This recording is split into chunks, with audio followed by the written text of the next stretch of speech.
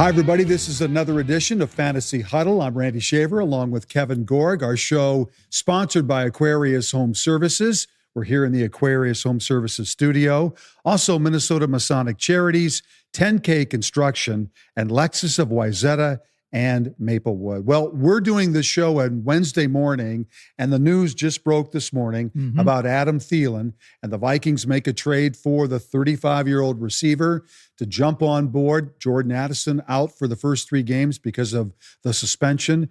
The Vikings do give up some draft choices, a 5th-round pick in 26 and a 4th-round choice in 2027. They get a couple of picks back in this deal.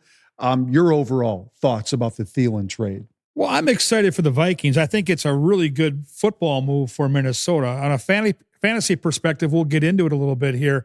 There'll be some ripple effects early. I think long-term, I would really take that down a few notches. But for Minnesota's sake, with Jalen Naylor hurt and with the suspension to Addison, this was needed. And you've got a guy that's coming in that's comfortable in this system, that the team knows, that worked out in the offseason with J.J. McCarthy. So it's a plug-and-play type of scenario for a game that's now a little over a week away. And it's great news for the Minnesota Vikings. I don't know how significant a move it will be for all of us in the fantasy world. I mean, let's be honest. Thielen at this point in his career at age 35, maybe the first few weeks, Randy, with the injuries and being the number 2 guy behind JJ, there are certainly cases to be made to use this guy in daily, but long-term, he's not going to be one of your top 3 receivers on any fantasy squad. In my drafts, he's probably sometimes not even chosen in a draft. I would say the first 3 weeks, he's a possession receiver. That's really what he is. He is right now in his career.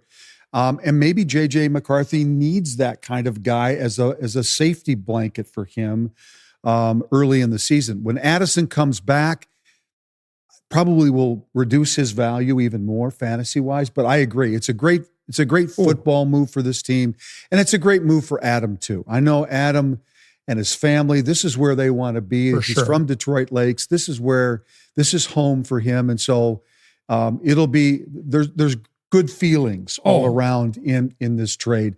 Another trade we should talk about before we dive into the final cuts in preseason, end of preseason, the Lions trade Tim Patrick to the Jags, and that opens up your guy. My guy. Your guy. It's Tesla, baby. It's Tesla season now for sure in Detroit. And again, I will temper my affections a little bit because of the weapons starting in the backfield. He's behind a lot of guys. You got Gibbs, you got Montgomery, you got your guy Laporta, you got the top receiver. You got Williams, you got St. Brown. All that being said, think of Adam Thielen when he first started making noise in Minnesota. That's who this guy is. Yeah. He scored in the last 3 preseason games. He's clearly a guy that's got a ton of upside. For those that play in dynasty leagues where you're keeping guys for years at a time, very smart. Go get him for sure. If you're in a redraft league where in another 6-8 months you're going to be redoing this, we'll see where it all goes. He's still a late round flyer, but he's got a ton of upside. And it's a guy that you keep an eye on for the waiver wires as the season moves along, especially if an injury happens in Detroit. Either one of those top guys goes down to Detroit. He becomes a weapon that you can plug and play in your fantasy rosters, and he's one of your top receivers. But again, that's if Amon-Ra St. Brown or Jameson Williams misses any significant time. Right now, he's at least 3rd or 4th in that pecking order, including Laporta. Just so you know, next week we will dive into all of the games. We will break down each of those games and give you fantasy choices to think about as you set your lineups. A lot of people are still drafting, trying to get through the final week or so of drafting players. And so we'll dive into some of that here today. Here's some preseason 3 final cut thoughts from me as we head into this week. The big news of Terry McLaurin signing with Washington, 3 years, $96 million deal. I'm glad I drafted him in a lot of my drafts before all this news kind of got crazy where he maybe was going to be traded or whatever. So I'm super happy about that. Joe Mixon out for the first 4 weeks. We kind of knew this was coming. This is not a big surprise. Who knows if he'll be ready after the first 4 weeks? Nick Chubb is sitting there. They've got Woody Marks, the rookie running back. That backfield is kind of a mess right now. Avoid Houston. them if you can. Yeah, Damian Pierce is there too. It's a mess. So, do that with what you may. And Josh Downs, for me, to me, when I obviously he makes the cut. That's not the issue. It's that Daniel Jones is the starter. For me, that's the issue now, because Daniel Jones, when he played for the Giants before he got traded to the Vikings, and Wan'Dale Robinson was their number 2 receiver in New York, he got 140 targets last year during the year. Daniel Jones is going to find Josh Downs in that Indianapolis offense, which has, Pittman, it has Warren. They've got some guys to throw to. So those are my 3 kind of mental notes for me from the final cuts. Not so much players making teams, but the McLaurin news, Joe Mixon and Josh Downs, and because Daniel Jones was named the starter for the Colts. How about you? Well, I think that is big news. Danny Dimes was the guy. If you have Colts like Tyler Warren, like Josh Downs, these are players that are depending on a quarterback that can throw the football consistently. And I think we talked about this from show 1. That was the guy you wanted. The other significant news for me revolves around a similar situation in Cleveland, where I know Joe Flacco's 100 years old, but the guy's still good, and he still throws the football. And so now you're not going to talk about the Joker, will you? No, I'm going to talk about Jerry Jeudy, another guy I love, because I had my concerns. If they're going to go with one of their younger quarterbacks, Jerry Jeudy's he's their wide receiver number 1. He's going to be certainly cut back in the amount of opportunities he'll have to score points. Now, with Joe Flacco, a guy that loves to throw the football, Jerry Jeudy gets elevated big time. All receivers in Cleveland do. And so I think it's very similar news to what we're seeing in Indy. And I think those are 2 of the biggest storylines. And back to McLaurin, he clearly has great chemistry with Jaden Daniels. The only concern I have is he scored a ton of touchdowns last year. And with Deebo Samuel now in the mix, I just want to see how that's going to play out. I've got a couple shares of McLaurin. I'm a huge fan. But there will be a ripple effect with Deebo Samuel in the red zone. I just want to see how that plays out. It might be a better football move than a fantasy move, I would say. And obviously, I think there's a lot of high expectations in Washington that this football team can be very good, maybe even win the NFC East and make a deep run into the playoffs again. So football-wise, a great move. He deserved the money. I mean, the guy's a great receiver. He's a stud. I'm glad he didn't get traded, because that would have thrown a lot of different ripple effects across the league and fantasy football in general. So those are our thoughts on those. Now, we wanted to spend some time today talking about 6 players who can break fantasy football in 2025. And here are the 6 players that I'm going to put up. My number 1 is Christian McCaffrey. He's healthy. He's going to catch the football. How much is he going to run the ball? Yes, they've got a great running back behind him and in the Guerrero guy. But I really think that McCaffrey, because everybody got burned so badly last year, that he could break fantasy this year. My number 2 is your guy, Chase Brown.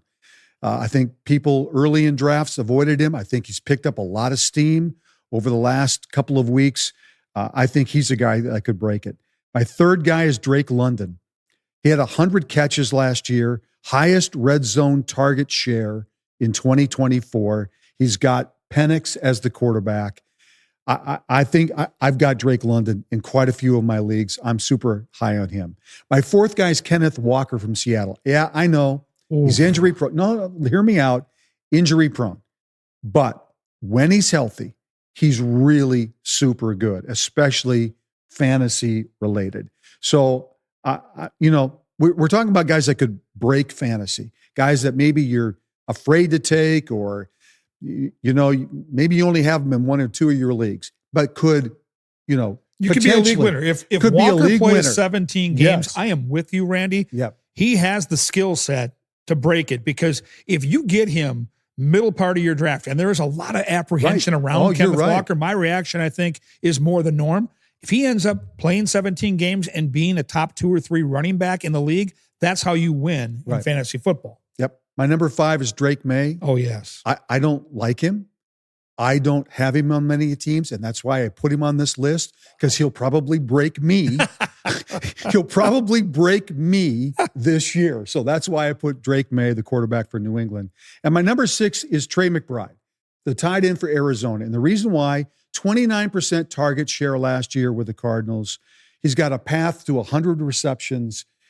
Next to Brock Bowers, he's the best tight end in the league, fantasy related. And I just think that if you value tight ends and you don't get Bowers, but you get McBride, he's a guy that could help carry you through 2025. So those are my 6 players who can break fantasy football this year. How about your 6? My 6, my number 1 is Nico Collins in Houston. My number 2 is going to be George Kittle, the tight end in San Francisco. Malik Neighbors, wide receiver for New York, is my number 3. Jaden Daniels, the quarterback we referenced in the McLaurin signing, is my 4. CeeDee Lamb in Dallas is my 5. And Bijan Robinson, the running back in Atlanta, is number 6. I'll start with Nico Collins. Joe Mixon out for at least the first month, probably closer to 6 or 8 weeks when you look at the rehab involved with this. They're in the red zone. That backfield's a hot mess.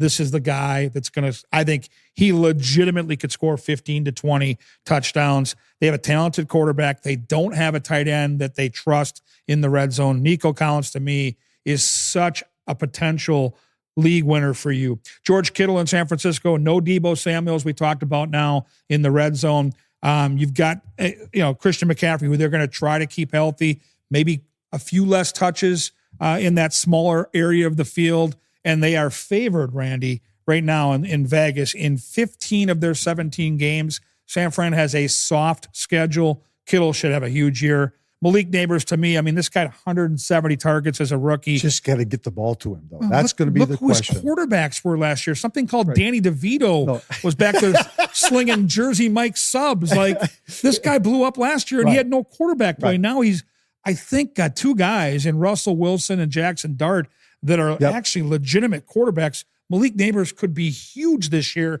Jaden Daniels, with the move of Robinson, that backfield to me is super interesting. He's still going to run them in. Now he's got McLaurin and he's got Deebo in the red zone. And this is a guy that ran for almost 900 yards and 6 touchdowns last year. Jaden Daniels, of the running quarterbacks, he might be my favorite.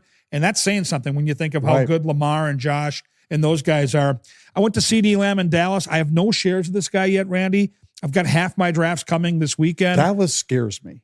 Dallas just scares me. Dak Prescott health scares me. And that's the key. If you're going to take a chance on a guy like CeeDee Lamb, that was my point. Like last year, Dak missed half the year and his numbers really plummeted.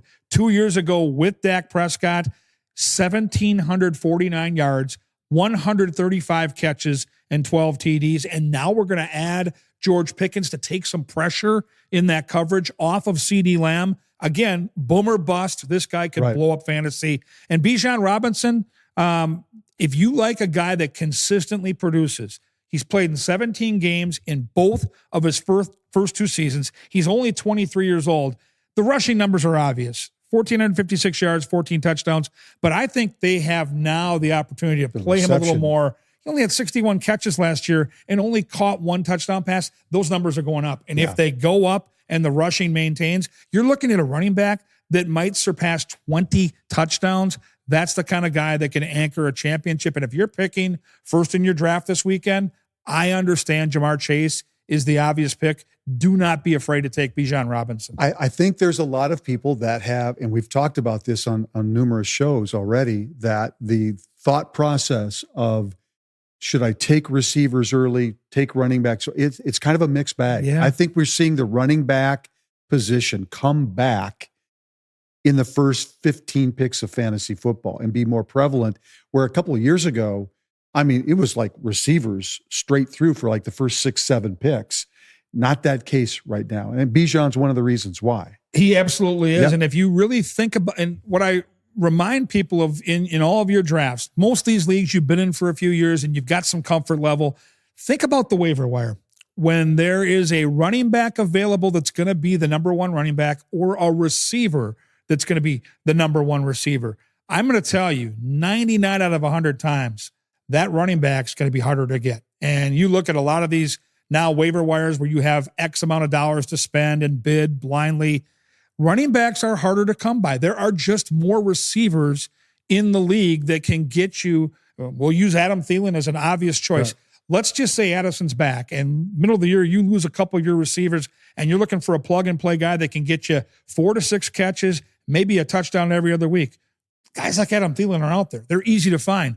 Finding running backs that are consistent producers is a much more daunting task. So if I'm early in the draft and I'm between and it's a coin flip, and if I have the first pick in the draft, to be honest, I'm going Bijan Robinson over Jamar Chase. Even though Chase might outscore him, the value you get at that position compared to the depth of receivers that are available, to me, it isn't close. All right, quick conversation. We brought this up last week. When you're drafting, do you think about your starting lineup in fantasy, and that's what you try to draft first when you're drafting? What's your philosophy on that? I'm going to sound like a lot of GMs, and I mean this sincerely. I let the draft come to me. And by saying that, I don't go in saying, I'm going to go running back here.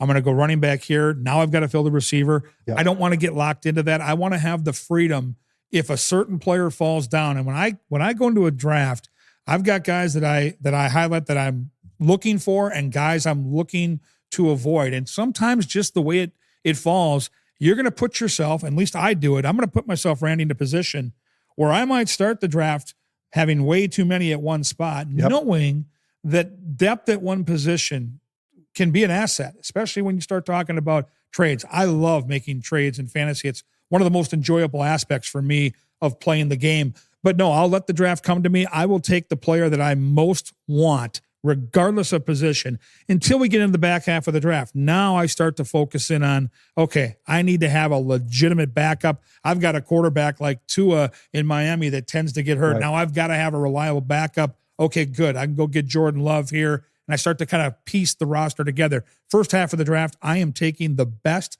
in my eyes, the best fantasy player that's available. And I think it depends on the leagues that you're in. It depends on if you're playing a best ball league. Yep. If you're playing best ball, for me, it's just always the best player.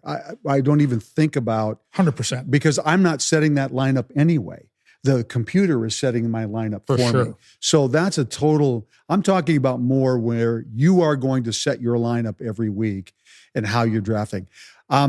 When I first started fantasy football, I thought only about my starting lineup. It is so stupid. I would draft a kicker like in round 8 because I was so worried about filling my starting lineup.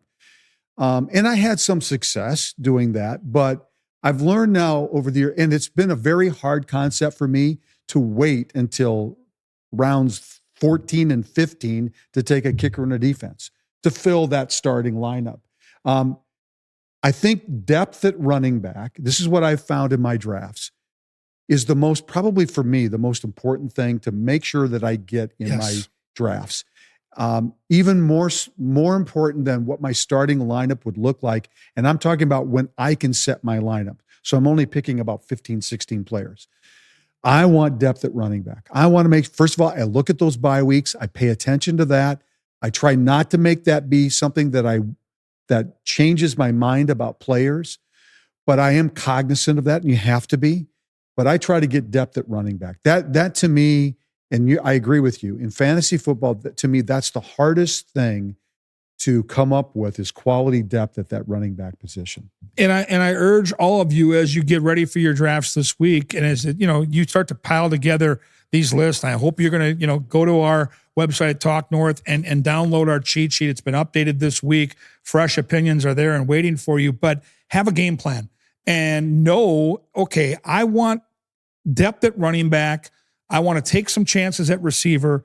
I'm going to wait on quarterback. I'm going to go early on tight end. Have this in the back of your mind. You can always adjust on the fly. And I think in the back half of the draft, make sure you start looking at your bye weeks. I think, again, early in the draft, pick the best player available. Back half of the draft now, okay, I've got 4 running backs and 3 of them have a week 8 bye. We've got a problem. And you don't want to just throw games away. And same thing at the quarterback position. You want a good, legitimate backup. In most of these redraft leagues, it's a 12-team league. There are plenty of quarterbacks to go around, but there are plenty of quarterbacks that land on the same bye week. And I think sometimes people overlook that, and it can really cause a problem once the season begins. Today, I want to talk a little bit about the Minnesota Masonic Charities. When you think about the Masons, I get it. You think about the funny hats, those pancake breakfasts, which are phenomenal. My dear friend John Schweitz and I have chatted about this, and it's so much more than that. They've got the Masonic home over in Bloomington. They've got the hospital for the children over at the U of M. They are the largest fraternal organization in terms of charitable needs in our country, and they deserve a ton of recognition. So thank you, Minnesota Masonic Charities, for all you do and for supporting us over here at Talk North, and a special thanks to my good friend, John Schweitz. I'm what you would call the summer procrastinator. There's a lot of us out there. We wait on repairs, hoping they'll fix themselves. And of course, there's no chance of that. Aquarius Home Services can help you with that fix-it list with $98 off any electrical or plumbing repair. Don't let the procrastinator in you ruin what's left of your summer. Schedule today at AquariusHomeservices.com. Aquarius, local, trusted, family-owned, and earning the right to be recommended. 10K Construction is your one stop for all your general contracting needs, whether interior, exterior, residential, commercial, or multifamily properties. They build relationships with their clients, and that's how they've grown their business through referrals. Plus, they are teaming up with LP SmartSide to become Minnesota's premier siding installer. And they're also partnering with IKO Shingles as well. They've got the best of the best to do the job right. 10K Construction covers both Minnesota and Wisconsin. Now, the rumor is they charge a little extra because it's Packer land. I'm not sure about that. But what I am sure about, 10K Construction is the company you want handling all of your general contracting needs. Go to 10kconstruction.com for details. Hey, Rosie here for Lexus of Wayzata and Lexus of Maplewood. If you're in the market for a new luxury vehicle, look no further than my good friend Charlie Swanson at Lexus. Whether you're on the west or the east side of the Twin Cities, they have got you covered with two great locations, Lexus of Wayzata and Lexus of Maplewood. Check out the all-new Lexus TX, a spacious SUV with 3 rows of seating and plenty of room for all your gear. Head over to LexusofWayzata.com or LexusofMaplewood.com for details and to find your next ride today. All right, let's move on. 3 most undervalued players right now in fantasy football. So here are my 3 most undervalued players. Number 1, Davante Adams. 29% target share, 16 end zone targets with Stafford at quarterback last year. And a lot of teams, a lot of fantasy players are not thinking about Adams with Nuka Pakua at wide receiver in Los Angeles and Stafford's health. But I think he's undervalued. Number 2, James Conner. Their offense hasn't changed. He's their workhorse. He was number 1 last year in the league in evaded tackles. He's going to get points in that Arizona offense. I think he's been undervalued. I would agree. And has dropped in a lot of my drafts to like rounds 5 and 6, which I think is ridiculous. My last one's Calvin Ridley. Cam Ward and Calvin Ridley have a connection. He's a target monster. He will be with Tennessee. And if Cam Ward can get some protection up front, he's going to find his receivers. And I think Ridley has the potential to have a really big year, and he's undervalued. I think when you look at the receivers, even on our list, we have him around 27, 28.